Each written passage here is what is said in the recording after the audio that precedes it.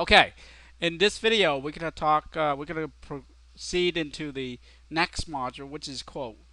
The idea of the quote module is to maintain a list of parts that or I'm speaking in terms of the customer that would be processing, like to do the uh, plating, coating, fabrication of the part on behalf of the customer that we just put in. So in this example, I'm going to create a new one using this part number here for the company that we just created, Control Manufacturing. Now, if you recall, we go back to Control Manufacturing. Currently, they don't have any sales, no balance, nothing. It's like a brand new account. Okay, now we're going to go ahead and say, okay, for Control Manufacturing, they have a need of one particular part to be plated or coated or finished or worked on. Okay, so I'm going to go into quote, going to look up, I'm going to create new, but because I'm currently on an existing quote, okay, this quote right here, this part number 458,976-256, Control Manufacturing happens to have a similar part number, similar finish. Here I can create a new one, and the system prompts me whether I want to copy that over. If I answer no, I would get a completely blank part record. I can start filling from scratch. Part number 1, 2, 3, this finish, this price, and this process, and so forth.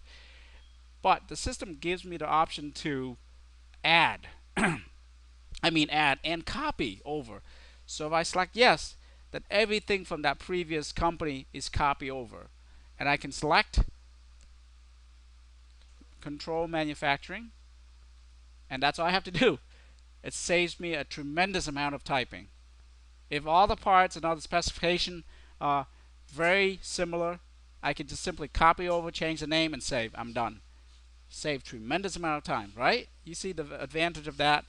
And all I have to do is just change the company name to match the company that I need to do, and save. Now, so you have now two different parts. Now, if it happens to be slightly different part number, I can go ahead and change that. Let's say 1, 2, 3, and save it. Now you notice the original part number is still there. The original quote is still there. It's the new one that I happen to create it just now is now in the system. And the part number is 458,976-123. Okay?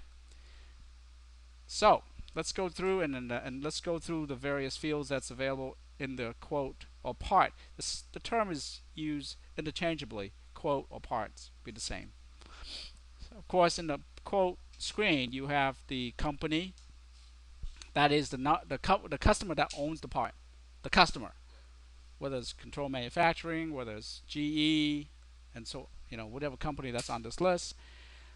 And if the name is not on the list, you can certainly go back to the quote module, add the company, and it will be on the drop down. Company.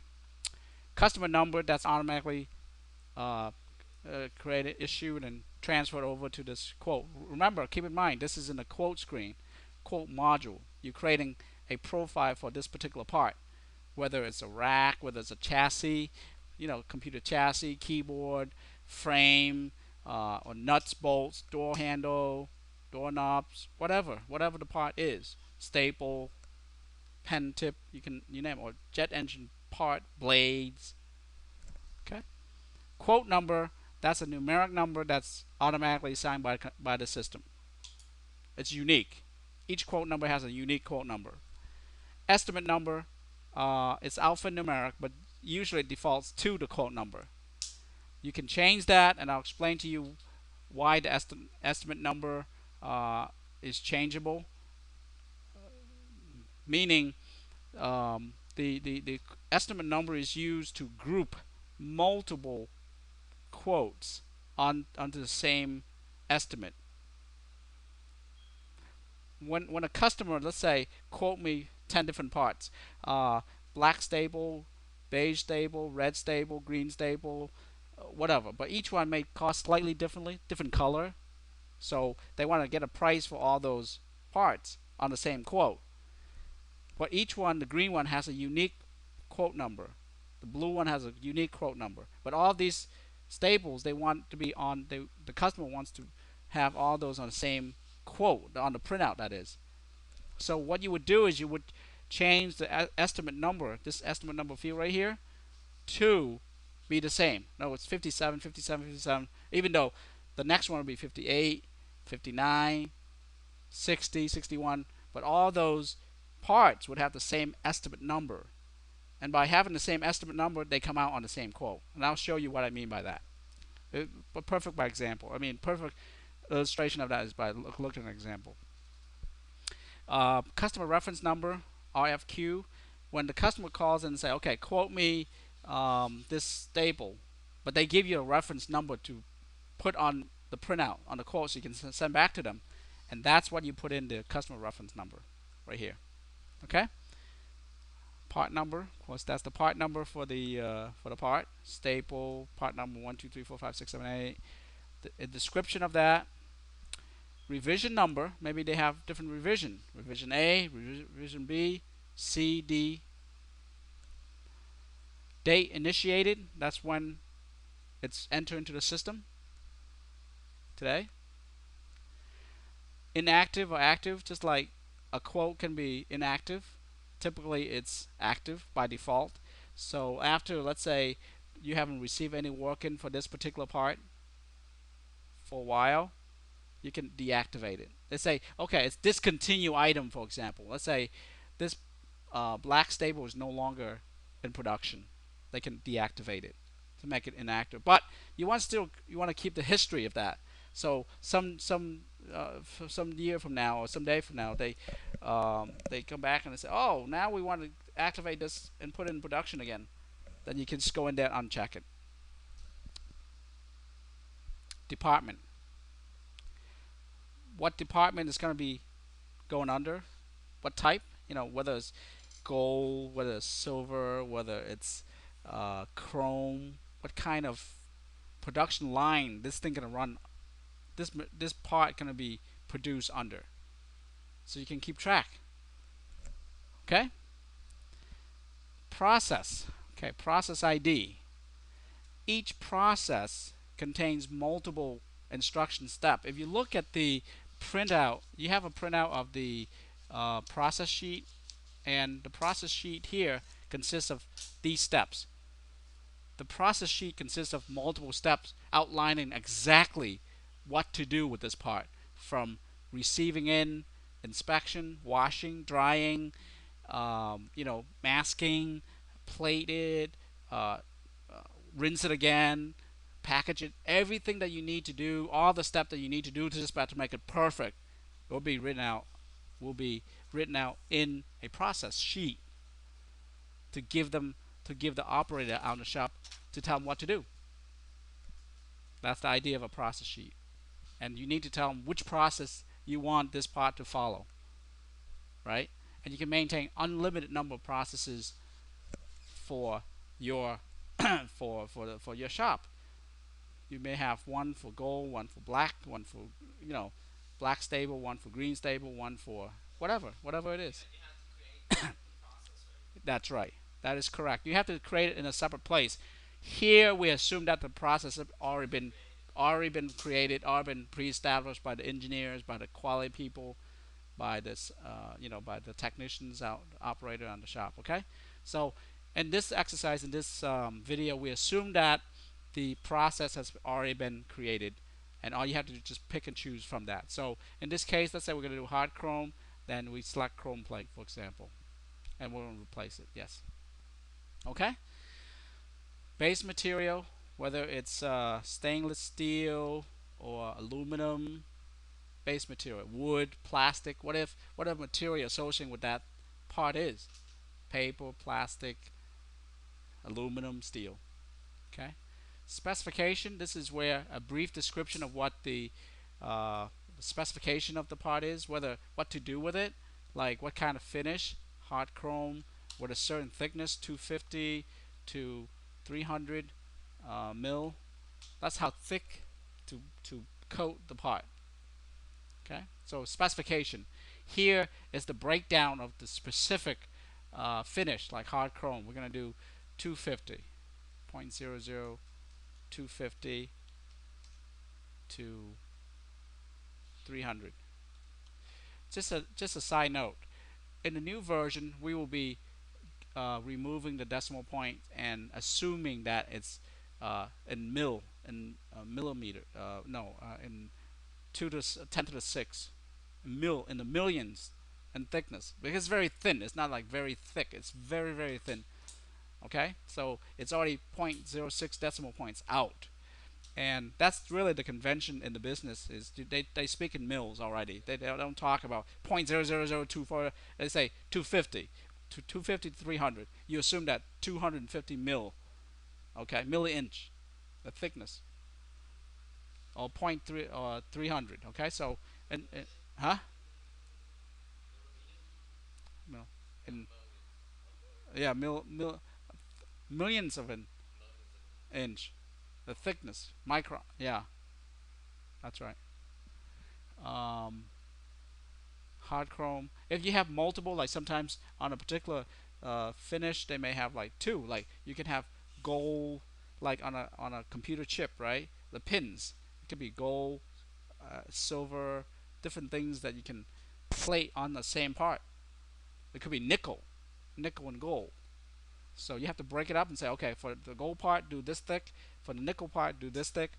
For the chrome part, do something else. So you can up to four different finishes, but it doesn't have to be all four. You can just have one. You can have two, three, four. In some versions where customer asks us to customize, we have up to like 10 different finishes, and you will see this we expanded further down. That's all. Those are the customized version for for a specific customer. That's right. Okay, but the pattern is the same. You repeat the same kind of thickness here, the plating time, the current, how much amps to run. This is very machine specific. Mil spec is like military standard. Let's say if the finish has to follow a certain military specification, like a certain military number, then you can pick and choose from this list to be certified to, because the military has a very stringent standard of uh, the way they coat or plate. Because if you go into, for example, machinery like guns or tank or computers even, they have to tolerate a much harsher environment on the field: mud, heat, cold. Right? Think about it. It's not just your normal home use. Military call for a much stringent standard, because lives of people, the soldiers' lives are depending on military installation, are depending on reliable components. You can't just fail because of sand got into it, or because it got too hot in the desert, or too cold in the Arctic station, right?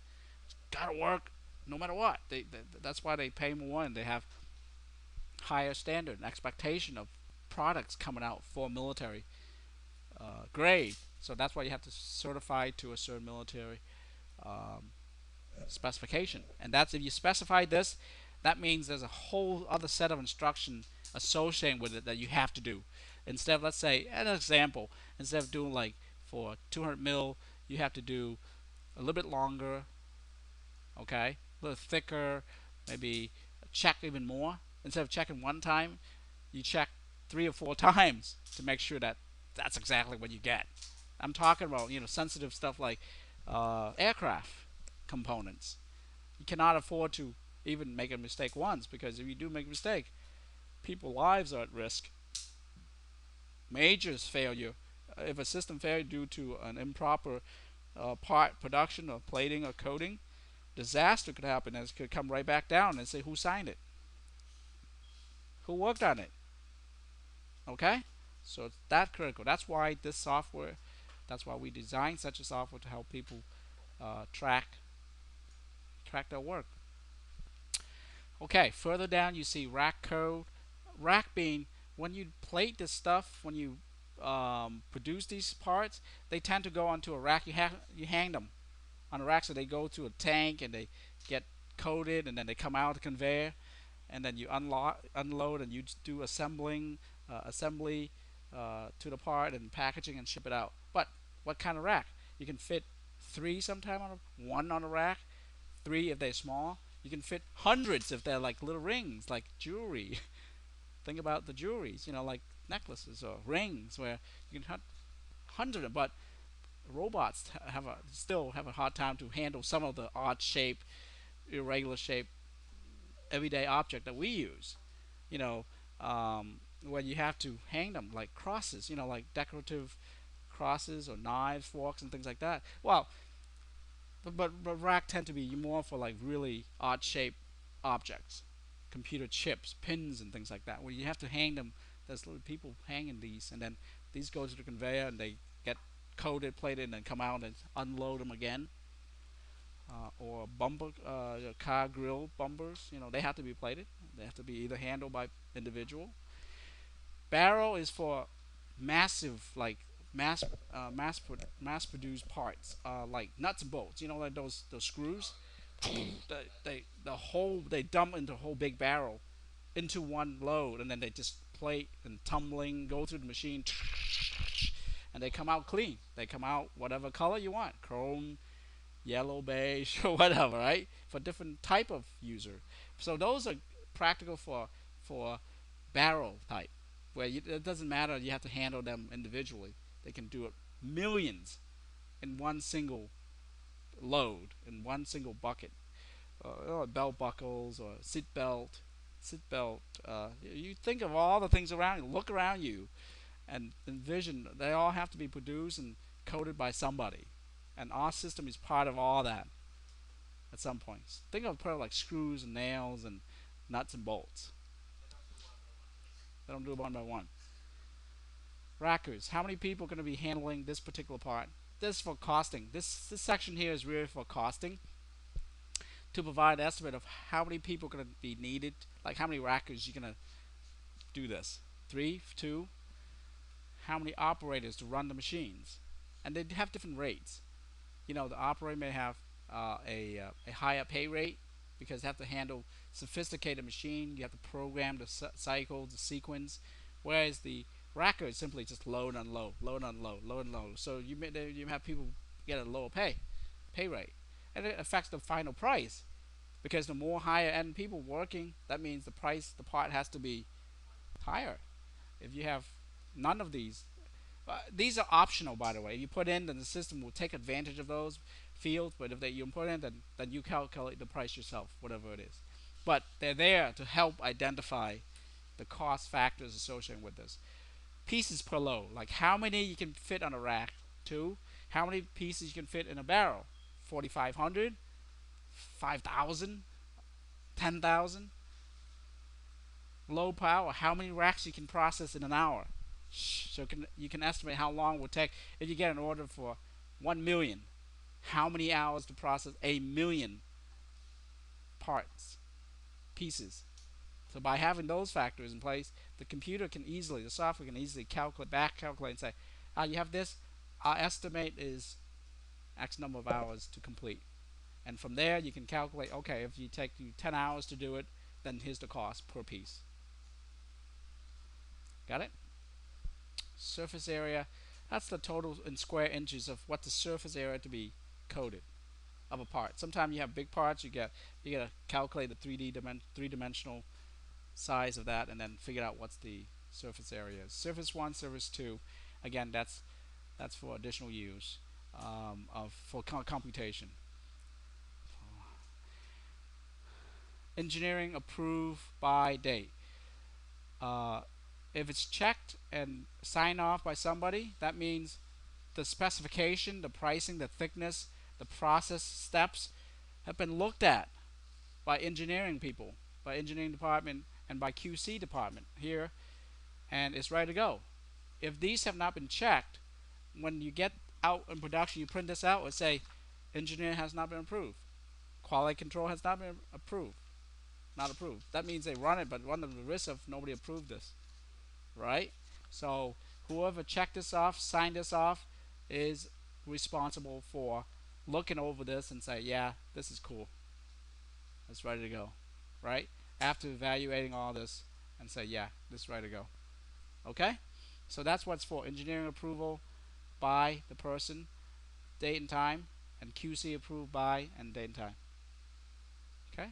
So that's an overview of the part quote specification main tab.